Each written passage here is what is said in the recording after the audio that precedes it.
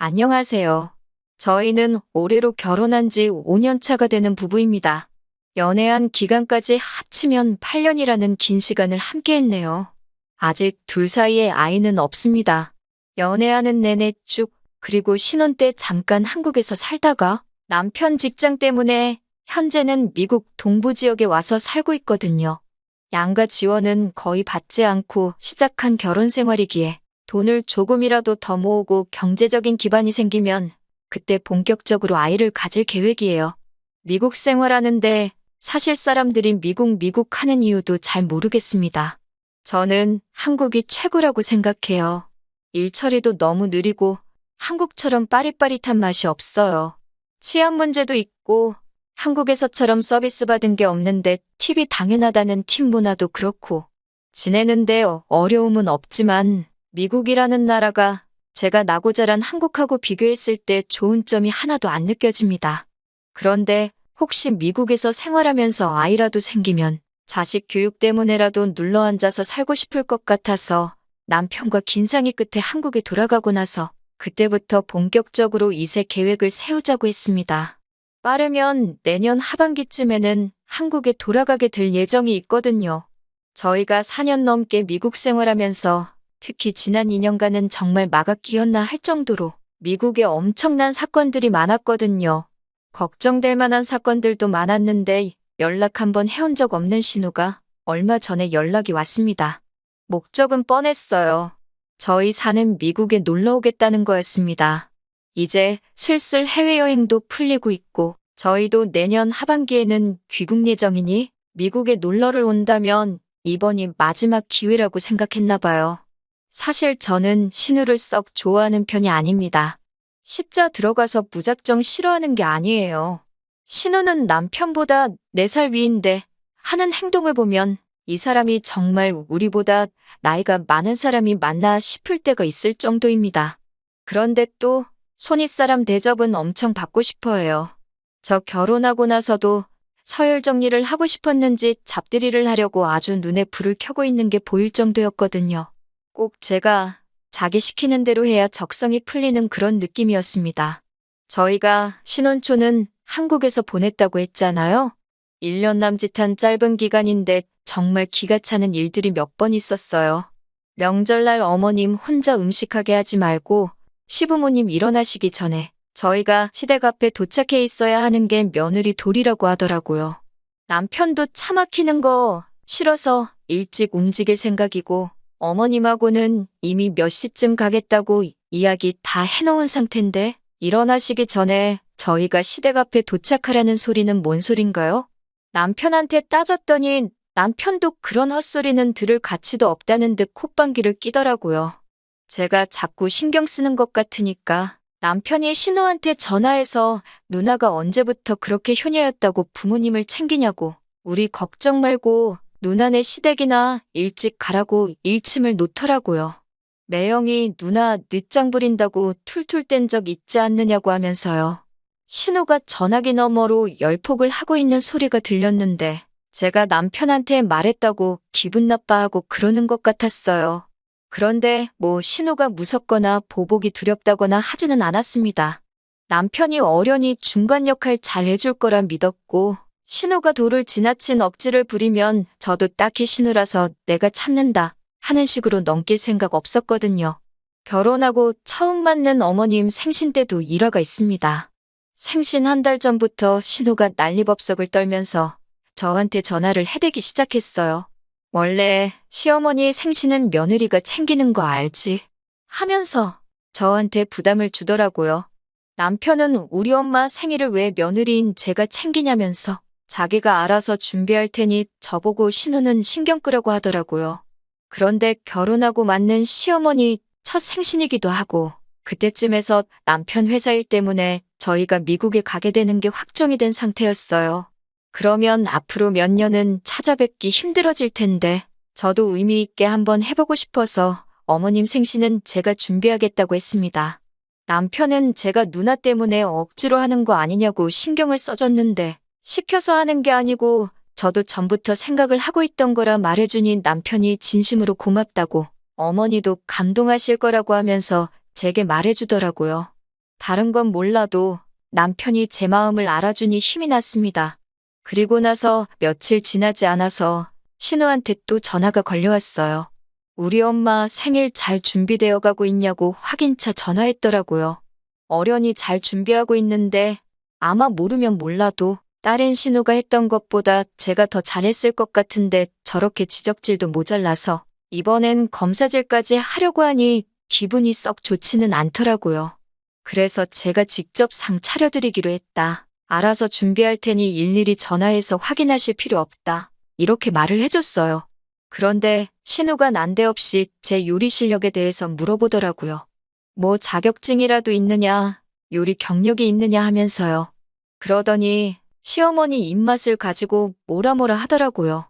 시어머니의 손맛이 좋으신 건 저도 알고 있는데 너가 해봐야 엄마가 한 거보다 맛있게 할 수나 있겠냐고 간도 못 맞추다가 기껏해야 조미료 때려 넣는 게 전부지 하면서 시간 낭비하지 말고 좋은 밥 사드릴 생각하라고 하더라고요.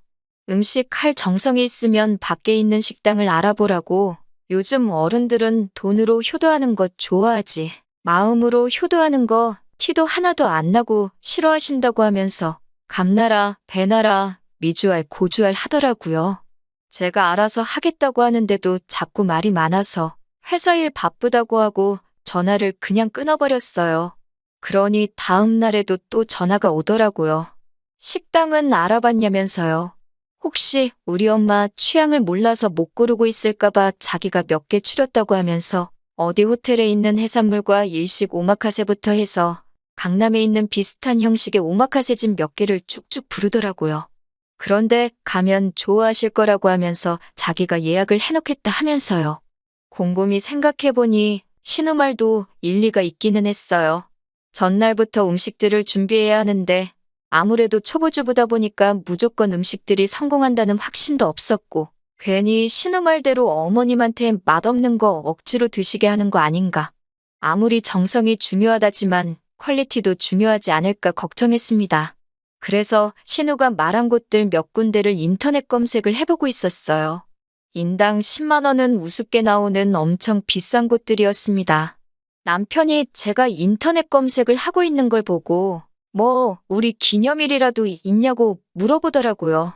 그래서 남편한테 신우가 말한 게 마음에 걸리기도 하고 괜히 고생은 고생대로 하고 음식이 맛없어서 점수는 점수대로 깎이는 거 아니냐. 그래서 혹시나 하는 마음에 다른 방법도 알아보고 있었다 했어요.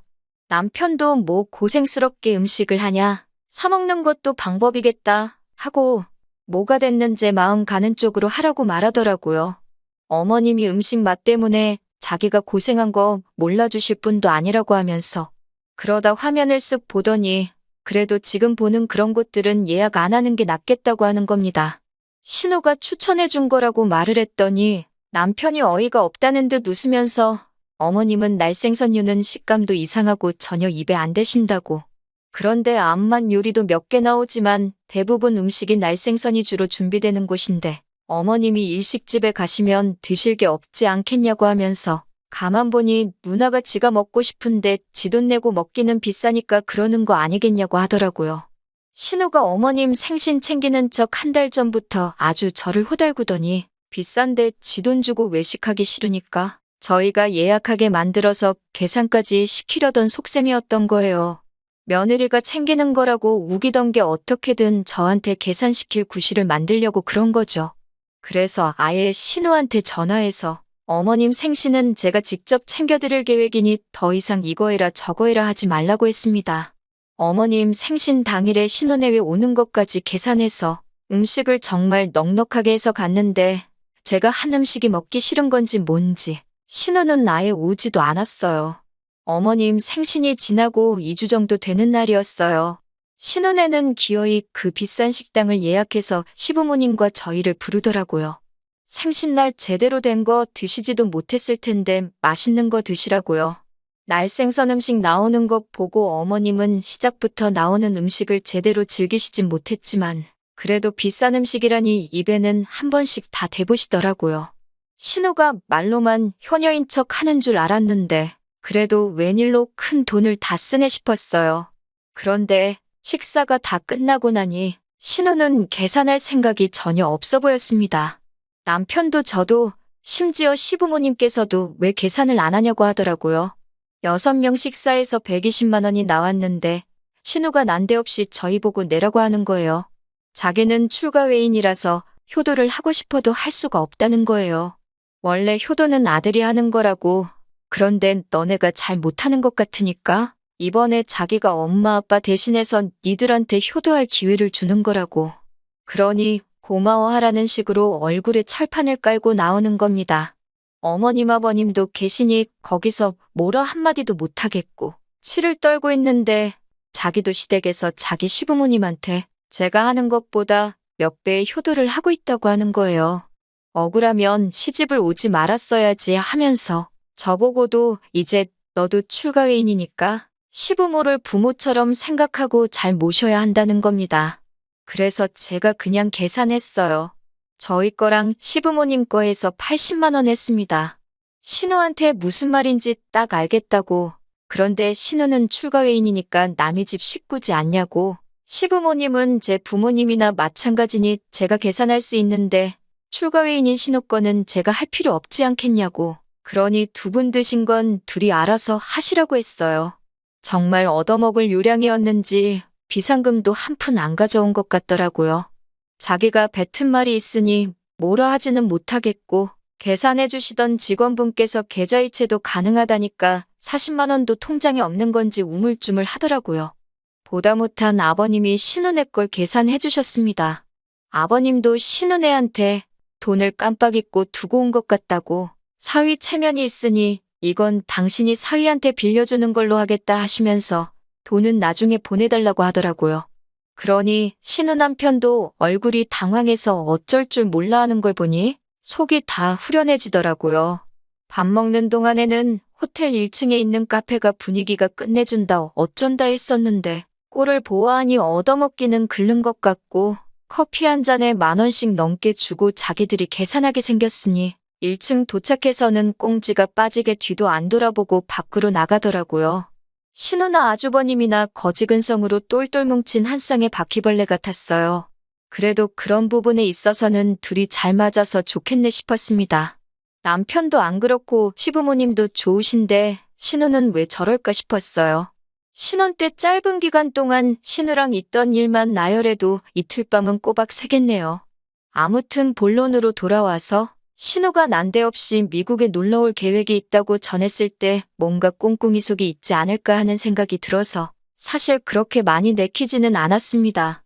그래도 남편은 오랜만에 가족들 만난다고 들떠 있어 보여서 오지 말라고 하기는 좀 그랬어요.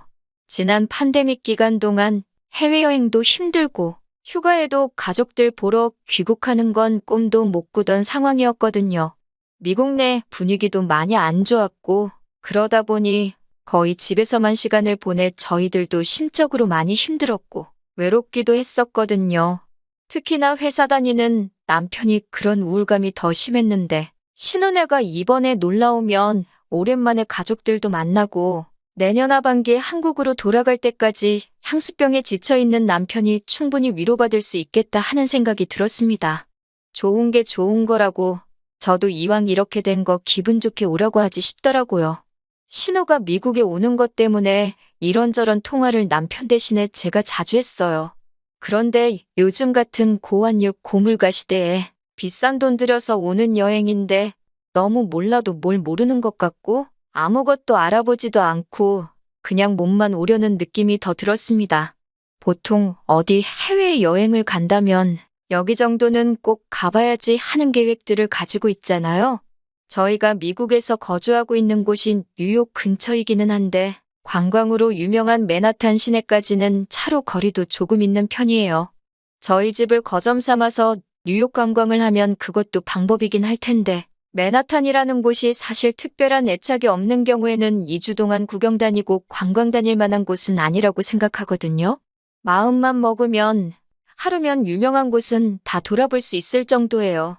그런데 신우는 딱히 어디 가고 싶다는 것도 없어 보였고 알아보는 느낌도 없었습니다. 남편은 누나가 원래 계획 세우고 행동하는 타입이 아니라고 크게 신경 쓰지 말라고 하는데 제가 느끼기엔 제사보다 제밥에 더 관심이 있는 그런 새한 느낌을 받았거든요. 남편은 어차피 회사에 나가야 하기도 했고, 미국 내에서도 한국인이 운영하는 여행사가 많으니 누나네가 오면 근처는 우리가 같이 다녀주고 나머지 날들은 여행사에 소개를 시켜줘서 패키지 관광이라도 다닐 수 있게 해주자 하더라고요. 가장 현실적인 방법이기는 했는데 사실 내키지는 않았습니다. 여행사 통해서 패키지 상품을 구입하면 당연히 추가 비용이 들어갈 텐데 신우가 어떻게 나올지 눈에 보였기 때문이에요. 보나마나 그 돈 내기 싫다고 빽빽거릴 게 뻔한데 신우가 미국 와서 지내는 2주 내내 꼬박 어떻게든 내 돈을 지 돈처럼 쓰려고 들지 눈에 그 모습이 선하더라고요. 그런데 제 예상을 깨버렸어요. 아주 신우가 사람이 변해버린 거예요. 공항에서부터 면세점 봉투를 들고 오길래 지들 거 쇼핑했구만 싶었는데 저한테 선물이라고 주는 겁니다. 뭐 좋은 건 아니고 명품 브랜드 화장품이었어요. 남편 맛이라고 양주도 한 병 사왔더라고요. 신우가 이런 인사치레를 할 줄 아는 사람이었나 싶더라니까요.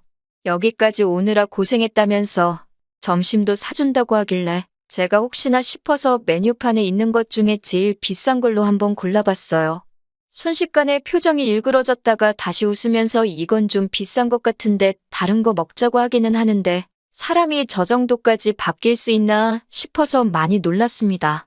일단 저희 집에서 다닐 수 있는 곳은 같이 다니고 남편 출근한 동안 같이 못 있어주는 시간에 패키지 관광 같은 거 보내줄 테니까 그걸 다녀오는 게 어떻냐고 물어봤어요. 그런데 신우가 뭘 번거롭게 그런 걸 알아보냐고 그냥 동생네에 보고 싶어서 온 거라고 천천히 같이 시간 보내면 좋겠다고 어디 보내줄 필요도 없다고 하는 거예요. 갑자기 사람이 변하면 죽는다는 말도 있잖아요. 진짜 왜 저러는가 싶고 내가 아는 그 사람이 맞나 싶어서 소름까지 돋을 뻔했습니다. 제가 평소에 기억하던 모습이 아니다 보니 제가 신혼 때 1년, 그때도 몇 번 보지도 못했는데 그때의 경험만 가지고 신우를 너무 나쁘게만 생각했나 깊이 반성도 하게 만들 정도였어요. 조금 돌아다니다 보니 시차 때문에 피곤하다고 하길래 그냥 집으로 데리고 들어왔어요. 저희가 서재로 쓰고 있는 방을 손님방으로 개조해놨는데 이 정도면 지낼만 하겠다 하고 신우가 신우 남편하고 이야기하는데 정말 사람이 달라 보였어요. 신우라면 안방을 달라고 해도 충분히 그러겠다 싶었거든요. 그런데 그런 꿍꿍이가 있을 줄은 정말 상상도 못했습니다. 신우가 사온 양주랑 해서 집 근처 마트에서 주전부리할 거 간단히 사가지고 술상을 만들었어요. 그리고 오랜만에 회포를 풀었지요. 남편도 오랜만에 가족을 만나니까 기분이 한결 나은지 전에 없는 밝은 표정으로 대화를 나누더라고요. 그러다 남편이 용케 이 시국에 미국 올 생각을 다 했다고 물어보더라고요. 요즘 상황이 말이 아니거든요. 미국 내 물가는 하루가 다르게 치솟고 있고 기름값도 당시에 엄청 비쌌고 해외여행 풀리면서 비행기 표값도 엄청 비싸고 거기에 환율까지 고환율이다 보니 돈돈거리는 신우가 미국 방문을 하기에는 최악의 타이밍이나 마찬가지였으니까요. 누나가 동생 보고 싶어서 그러는데 돈 얼마가 뭐가 중요하냐고 하는데 저 그때 진짜 반성 많이 했거든요. 제가 신우를 너무 나쁘게만 보고 있었구나 하면서요. 그런데 정말 일주일도 안 있어서 그 본성을 드러내더라고요. 사람 쉽게 안 변한다더니 역시 옛말에 틀린 게 하나도 없었어요. 신혼애가 남편 보러 왔다고 어디 놀러도 안 다니고 집에만 있으니 남편도 그게 부담이 되었는지 퇴근하자마자 신우랑 신우 남편을 불러서 뉴욕 야경이 보이는 고급 레스토랑을 예약을 해왔더라고요. 이번엔 저희가 쏘기로 했다고요. 밥 먹으러 가서도 분위기가 전에 없이 좋았고 기뻐하는 남편 모습을 보니 저도 덩달아 좋았습니다. 그런데 난데없이 신우가 자녀 계획 이야기를 묻는 거예요. 내년에 한국에 돌아가기도 하고 괜히 아이 일찍 가지면 미국에서 자리 잡고 살고 싶을 것 같아서 한국 돌아가서부터 준비를 할 계획이라고 이야기해줬죠. 그러니까 신우가 그러면 저한테 혹시 아이를 키우는 연습을 해보고 싶지 않냐고 물어보는 거예요. 난데없이 아주버님이 다니는 회사의 높은 사람 이야기를 하는 겁니다. 그 사람 손자가 영어 유치원 면접을 보는 족족 떨어지고 있는 상황에 저희가 미국에 사는 게 생각이 나서 자기가 저희랑 그 사람들을 어떻게 서로 도와줄 방법을 생각해봤다고 하는 거예요. 그 집 손자가 영어 유치원 못 가는 게 저랑 무슨 상관인데 도움을 주려나 싶었는데 안 좋은 예감은 틀리는 법이 없는 법이죠. 신우가 이어서 말을 꺼내길 그 집 손자를 저희가 미국 현지에서 공부를 할 수 있게 뒷바라지를 해주면 어떻겠냐 하는 겁니다. 무슨 말도 안 되는 소리를 하지 말라고 했더니 이건 윈윈이라는 거예요. 그 사람은 손자 공부시켜서 좋고 자기 남편은 회사 높은 분 눈에 들어서 좋고 우리 부부는 자기를 도와줄 수 있으니 좋다는 거죠. 사실 요즘 같은 고물가에 자기가 여기를 어떻게 왔겠냐면서 그 사람한테 벌써 선수금도 받은 거고 그만큼 돈이 많은 사람들이니까 분명히 너네한테도 손해보는 장사는 아닐 거라고 하는 겁니다. 남이 돈으로 왔으니 그렇게 돈 아까운 줄도 모르고 모처럼 미국까지 왔는데도 유명한 곳 다닐 생각이 없고 어떻게든 그 일만 성사시킬 꿍꿍이 속만 가지고 있던 거예요. 어쩐지 너무 호락호락하더니 더러운 꿍꿍이가 있었던 겁니다. 그런데 어이가 없는 게 남편이 싱글벙글한 표정으로 그 헛소리를 귀 기울여서 듣고 있더라고요. 남편이 호응까지 해주니까 신우가 아주 신이 나서는 벌써 우리가 신우 남편 출세 위해 이 한몸 희생하겠다고 받아들이고 아주 구체적인 계획을 말하기 시작했습니다. 남편한테 지금 뭐 하는 짓이냐고 정색을 했는데 남편이 저를 흘긋거리면서 눈 한쪽을 깜빡거리고 있는 거예요. 남편한테도 무슨 작전이 있다고 하는 것 같아서 그때부터 저도 눈치채고 남편 말에 맞장구 치면서 호응을 해주고 있었습니다. 그리고 나서 남편이 계산하고 온다고 자리에서 일어나서 저를 데리고 아예 식당 밖으로 몰래 도망 나와버렸습니다. 계산 같은 거 안 하고 그냥 나와버렸고 그리고 저희는 그 자리에서 차 타고 신은혜에 버려놓고 집으로 돌아와 버렸습니다. 집에 가는 길에 이게 뭐 하는 짓이냐고 신우가 노발대발하면서 전화를 걸더라고요. 좋게 사과하고 어떻게든 기분 풀어주려 했으면 편하게 귀국할 수 있게 하루 정도는 데리고 있어주려고 했는데 회사 높으신 분한테 선수금이라고 비행기표부터 해서 받아놓은 게 있는데 이런 식으로 나오면 어떡하냐면서 끝까지 적반하장으로 나오더군요. 너네 때문에 손해보게 생겼다고 그분한테 돈이라도 돌려주게 선수금 받은 걸 우리 보고 내놓으라고 하는 겁니다.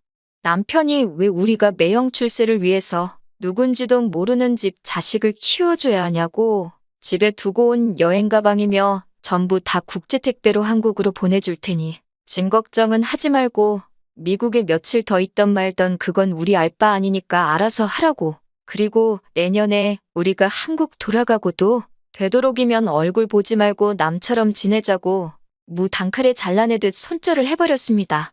무계획으로 왔다 보니 신우가 우리 집 주소도 어딘지 몰라서 그렇게 짐 찾으러도 못 오고 결국에는 아주버님하고 한국 돌아간 것 같더라고요.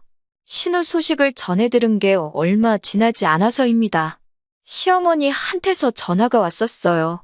아무래도 남매간의 일이다 보니 시어머니도 조심조심하셨는데 아무리 그래도 도는지들이 다 챙겨놓고 생판남의 자식을 맡아서 키워달라는 부탁하는 신우 편을 들어주실 수는 없었죠.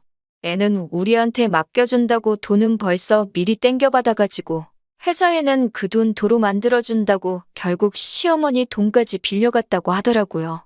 그런데 회사 내에서는 결국 이상한 사람 꼴이 돼버려서 아주버님은 다른 회사로 이직하려고 알아보고 있다네요.